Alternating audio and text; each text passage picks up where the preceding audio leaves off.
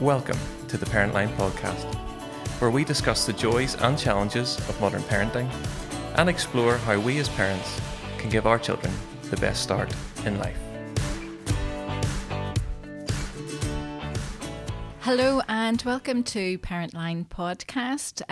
The topic today is going to be digital declutter, keeping your child safe online.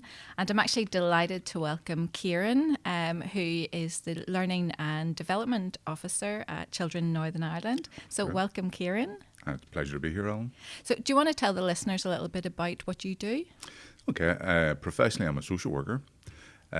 Primarily I work in the voluntary and community sector, and I am the trainer in Children in Northern Ireland. So I do a lot of training on child protection and areas around child protection. It's a pleasure to be here. This is a very current topic, and it's a topic that get a lot of questions about. It is, and actually one of the reasons I wanted to cover this is because we're coming up to the summer and a lot of kids are out of school, so they're going to be using their mobile phones, they're going to be using games and stuff over that period. And I guess I want this to be practical for parents, so I was wondering if we could maybe go through a few scenarios that'll help parents if they have any kind of questions. So the first one, and I guess it's relevant to me as well because I didn't know anything about this. There seems to be, an age at which children should not be on social media. Can you tell me what those restrictions are? Sure. Most apps will have an age limit attached to the app. The problem is it's rarely enforced, and you can sign up to use an app by disclosing your age, but there's no real check. Most apps that would be familiar with, Facebook, for example, will have an age limit of 13. Right. So 13 before a child can consent to the sharing of their information within the app. There are other apps that are designed for younger children. They tend to be game orientated. So if you look at social media use among young people, for those in primary school, it tends to be game orientated. Okay. But once they move into big school, it tends to be more about relationship orientated. So they tend to use apps like Snapchat, Instagram, Facebook, where there is more of a relationship with their peers. And those apps tend to have an age limit at 13. Some of the others that are game orientated, like Roblox, will have a much lower age limit of, say, 8, and some even down to as far as 4. That's really interesting. I actually didn't realise that it was 13. So, Ciaran, one of the scenarios I was thinking that we could touch on today was if a parent has found out if their child has been sexting. So could you even explain a little bit about what sexting is and what parents can do about that? Okay. Well, the sexting is this using social media or using digital platforms to share indecent images or material that people might find offensive of a sexual nature. And the law basically says that someone under 18, a child, basically under the law, it will be illegal to share indecent images or child abuse images of someone under 18. And that doesn't matter whether it's the child themselves sharing it with another child or whether it's an adult sharing the images. And that causes some confusion for children where the age of consent would be 16. So you may have children who can consent to a sexual relationship, but the law says that they can't share information of a sexual nature until they're 18. So that causes confusion. The word sexting itself causes confusion as well, because children will often use different terms for sexting. So if parents what other terms would they be using? Well, a parent heard their children talking about dirts or nudies. So this, we tend as professionals to talk about sexting, but a lot of young people will use different terms, and some groups of young people will have their own terms for it. Okay. I think it's important for parents to realize that this is not an epidemic. Children will do it, and they will share images with each other and share sex with each other, but it tends to be associated with groups of children, with cultures of children, with peer groups, and what's really important is that we don't overreact. Yeah, so in terms of tips for parents, what could you suggest if they have found out that their child has been doing this? I think most important is not to overreact. Okay. We have to be calm, we have to be reassuring, we have to be there to support our children. And if my child does something that I find appalling, that goes against my family values, the danger is I react angrily. And what impact is that going to have on the child? They're going to run away. And if they're going to run away, who are they going to run to? Yeah. Well, they may run to their peers or someone inappropriate that they're relating to online. As a parent, I would much rather they talk to me. And that may mean I need to swallow my feelings and have an honest conversation with my child about, what they did. I need to be forgiving. I need to be understanding. Our children are not like us, and they're exposed to different risks, different temptations, different stimuli, and they may react differently than us. And we need to be supportive. We need to be understanding. Yeah. Vivian McConvey, who was the chief executive of Voipic, said this really lovely thing one time. I was at a conference and she talked about maintaining a golden thread with children, that no matter what they do or how they might offend us or how they might offend our family values, that we have to maintain that connection. We have to be there for them.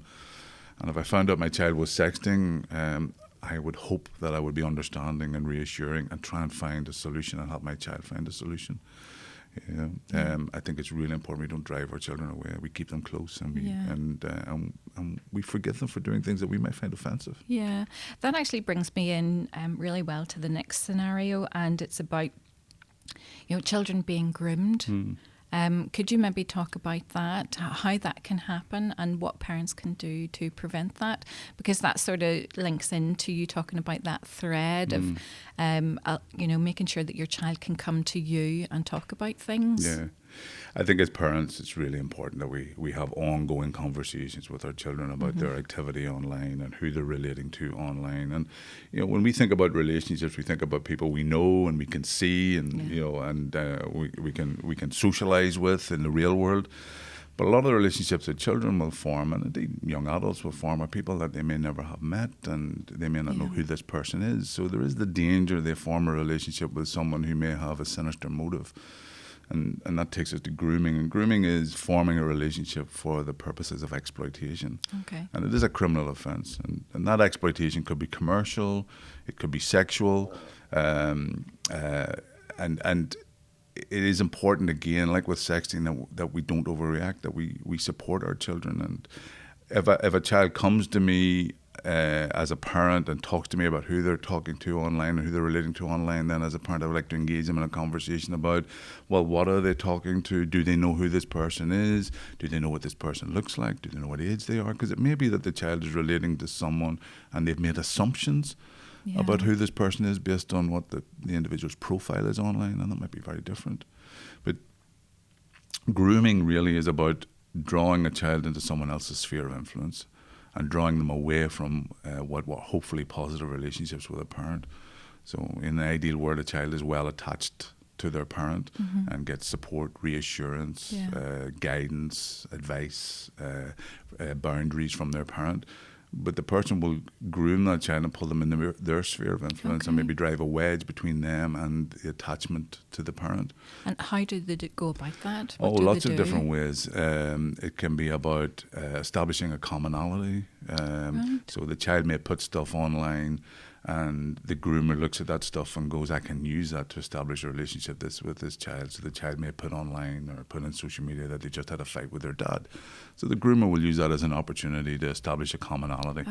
I know what it's like. I've had fights with my dad. You can talk to me, and they will draw that child close. They will establish a commonality, and that commonality may be to do with relationships. I'm attractive, come talk to me. I understand you, come talk to me. I like the same football club as you, come talk to me. I like the band, come talk to me.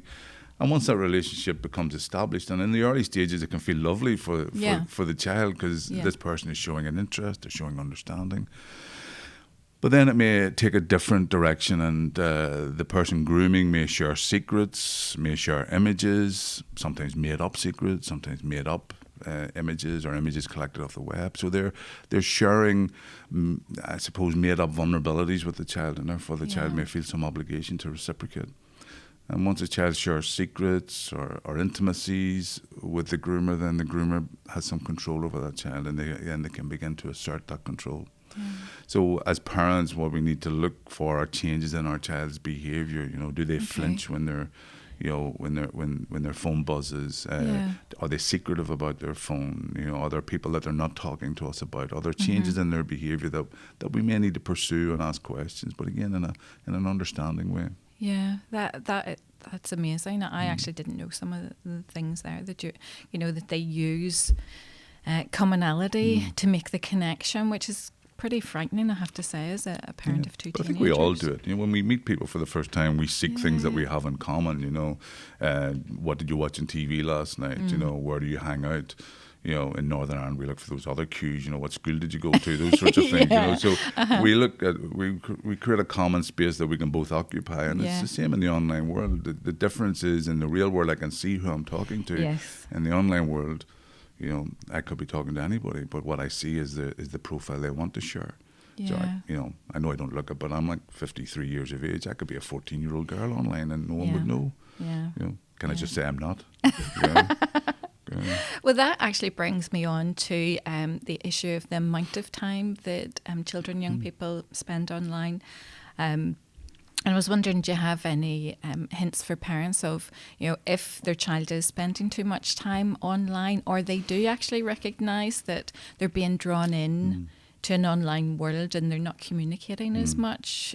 Do you have any advice for parents on that? I think that's really difficult because, a lot of adolescents, particularly adolescent males, will often become uncommunicative, The most you get out of them is so how do you sort of differentiate between that then? I think we start with what are the expectations within our family in terms of time? What are the boundaries? Where do you use your technology? I think it's a real mistake, and this is my personal view, and people may disagree with me. I think it's a real mistake that people are allowed to use their technology, particularly gaming consoles, in their bedrooms, because that introduces an element of vulnerability, I think. So, if I can see where my child is using the technology, and I have boundaries and rules around the technology, and rules when they're not using the technology, then I have some control over that as a parent.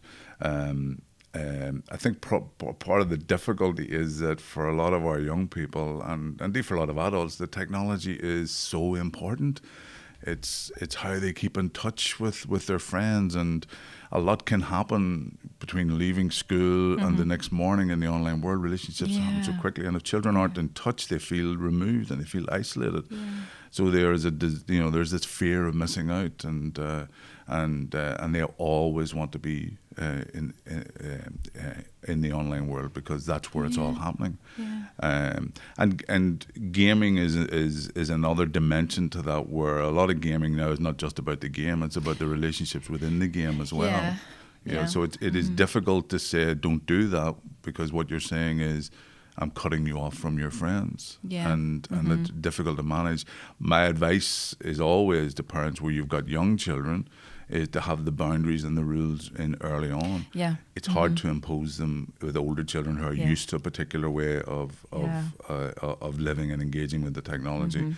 So maybe we need to look for opportunities to change the rules. For example, at exam time, maybe we need to, during exam time, take the opportunity to say, well, let's take the technology out of your bedroom so you can get a good night's sleep for your exams, or, let's have some digital detox where I can talk to you about the pressures and support you during the exam. So looking for opportunities, like the summer holidays are coming up, where we can look at changing the rules and reinforcing a different boundary. But it's really important, I think, that we appreciate how important the technology and the social media is for young people. I think that is very important. It's like a third hand, and what they have on their phone is their whole life. And if you take that away from them, or you deny them access to that, you can get quite a volatile reaction from them. So getting the rules in early, having rules that reflect our family values and the structure of our family life, having the technology in places where it is visible.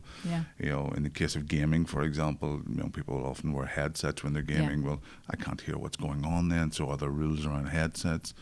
But the technology is essential. In the modern world, it is essential that young people are engaged in technology. It's how we manage that. But the reality is things may go wrong, and they may be spending excessive amounts of time online, and they may be talking to people we don't want them to do. So what we want is some sort of safety plan and a good relationship with young people, so that they know what to do if they get into difficulties. That's great. It's very helpful. One of the other things that I wanted to touch on, and it's very relevant because of the amount of time the children spend online, and it's the issue of online bullying. There just seems to be a lot of it at the moment, and in fact, some extreme cases. Unfortunately, young people have been taking their own lives.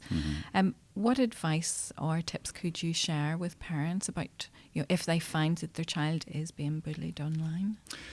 I think, like I said earlier on, is keeping that conversation going with our children, keeping that relationship going, so that if things do happen, they can come talk to us, and that we preempt things going wrong by having a safety plan with our children, where we talk through the possible scenarios where things might go wrong, including cyberbullying, and what they can do in the event of that.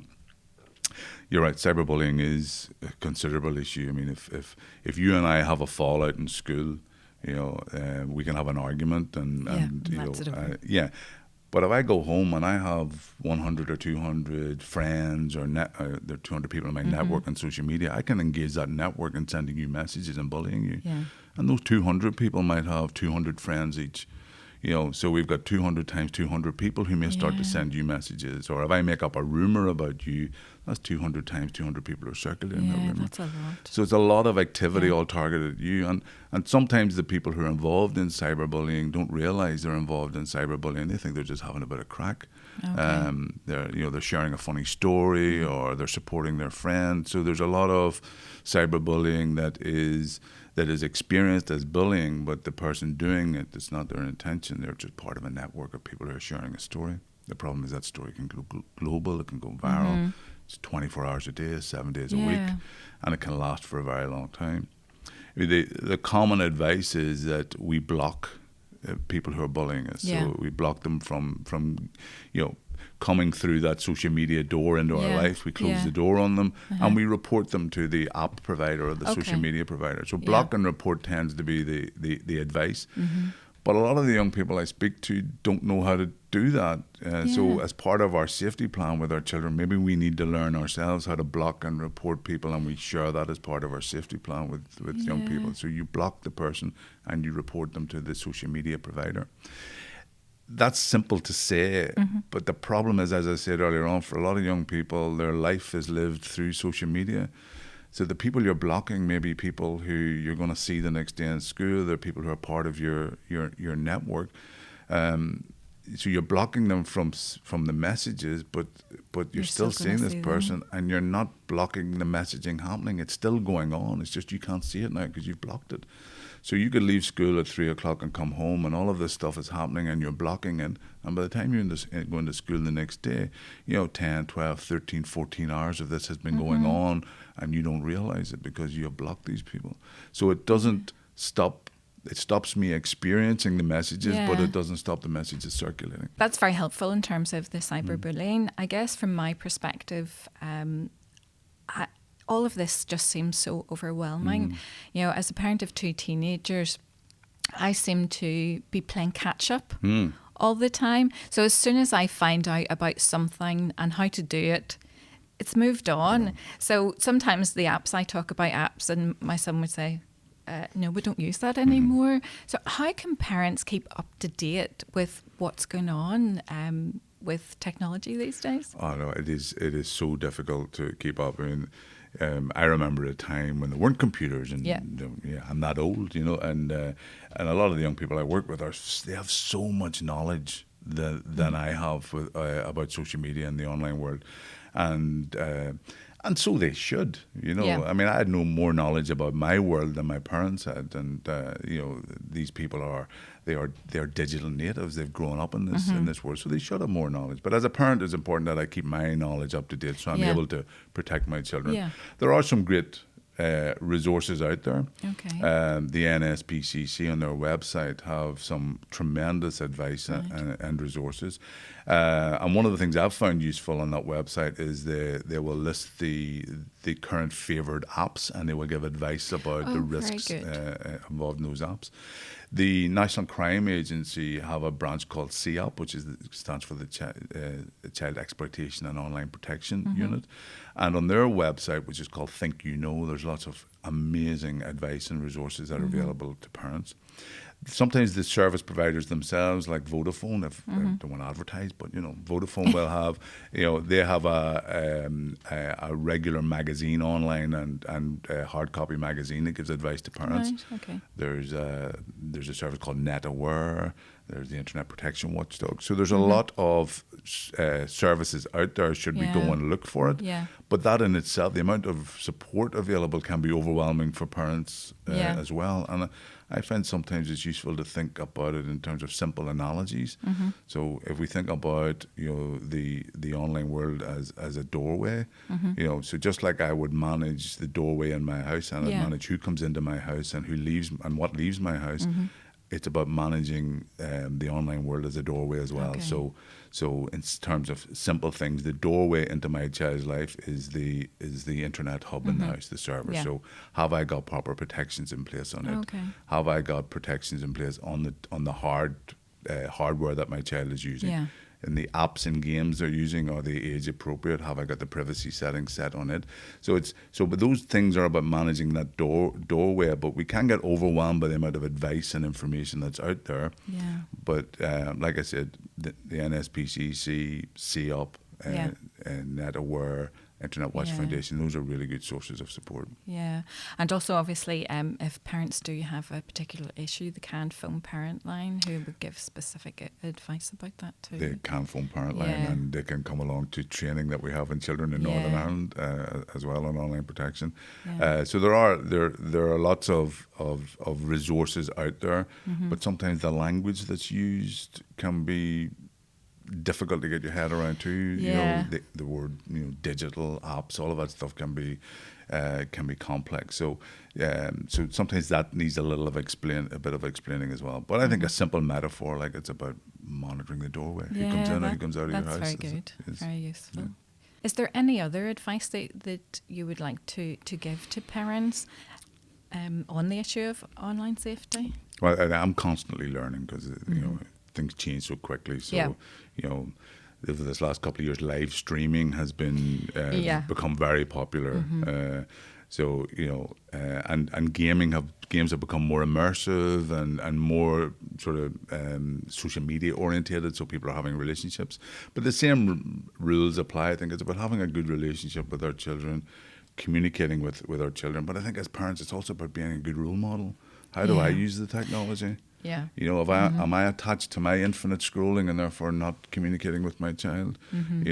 What sort of games am I playing as a parent? If I'm playing an 18 game and my child is pestering me to play the 18 game, am I being a good role model? Of course I'm entitled to play an 18 game, but maybe I keep it out of eyesight from my child, and I keep my browsing history private so that my children are not being exposed to things that they shouldn't be.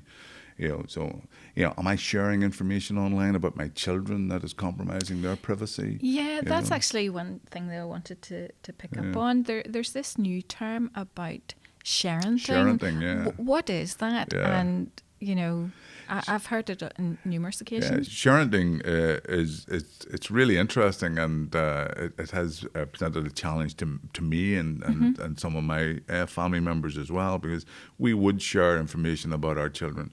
But sharenting is where we put information out on social media or online about our children that may be used inappropriately or may compromise our child's right to privacy. Okay. I may put something out there as a proud parent, but what's going to happen to that information? Could someone use that information to get access to my child? Could someone take that picture and use it inappropriately? Could someone capture my child's identity using the information I put online? And then the information I put online now is going to be there for a very long time. How might that affect my child's future? If I put a picture of my child online now, in social media now, because I'm a proud parent, my child in 20 years or 25 years' time may get a job as a teacher, and people in their class could get access to that information. Could that make their life difficult? So it's about thinking. I can put stuff online, but it's not just about me. It's about all of the people who I have connections with, and it's about the children in my life. So what information is that going to have not just on me, but on the people I have relationships with? So sharenting is where we compromise the privacy of our children. So would you suggest that parents think before they post stuff about their children? I think parents should be good role models and think before they put stuff online. And if we're good role models and we think before we post, then maybe our children will also model themselves on us and think before they post. You know, it's very easy to get carried away and respond to to stuff on social media by putting on stuff that could come back to bite us in the ass, to use the vernacular. Yeah. Ciaran, thank you so much. They're very useful tips, and also the information. I mean, I find it invaluable being able to chat to you about some of the aspects of this today, and I'm sure we'll get many questions as well. So if anyone wants to send in questions that they have on keeping your child safe, Ciaran is quite willing to answer those for you. Thanks everyone for checking out this podcast.